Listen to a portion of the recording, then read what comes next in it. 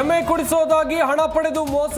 ನಿರ್ದೇಶಕ ಜೋಗಿ ಪ್ರೇಮ್ರಿಂದ 4.5 ಲಕ್ಷ ಹಣ ಪಡೆದು ದೋಖ. ಗುಜರಾತ್ ಮೂಲದ ವನರಾಜ್ ವಿರುದ್ಧ ಎಫ್ಐಆರ್.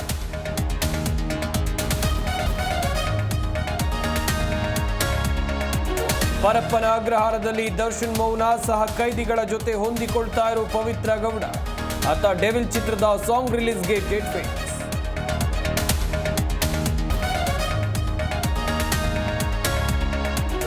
ವಿದ್ಯುತ್ ತಗುಲಿ ಇಬ್ಬರು ಕಾರ್ಮಿಕರು ಸಾವು. ಹೈಟೆನ್ಷನ್ ವೈರ್ ತಗುಲಿ ನಡೆದ ದುರಂತ. ಪರಪ್ಪನ ಅಗ್ರಹಾರ ಠಾಣೆಯಲ್ಲಿ ಎಫ್ಐಆರ್ ದಾಖಲು.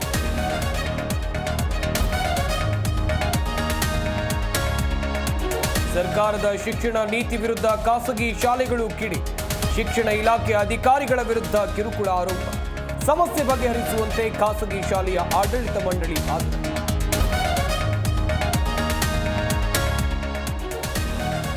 ಮಾದಕ ವಸ್ತು ಮಾರಾಟ ಜಾಲದ ಮೇಲೆ ದಾಳಿ. ದುನಿಯಾ ವಿಜಯ್ ಸಿನಿಮಾದಲ್ಲಿ ನಟಿಸಿದ್ದ ವ್ಯಕ್ತಿ ಬಂಧನ. ಪೊಲೀಸರಿಂದ ವಿದೇಶಿ ಪ್ರಜೆ ಜೋಯಲ್ ಅರೆಸ್ಟ್.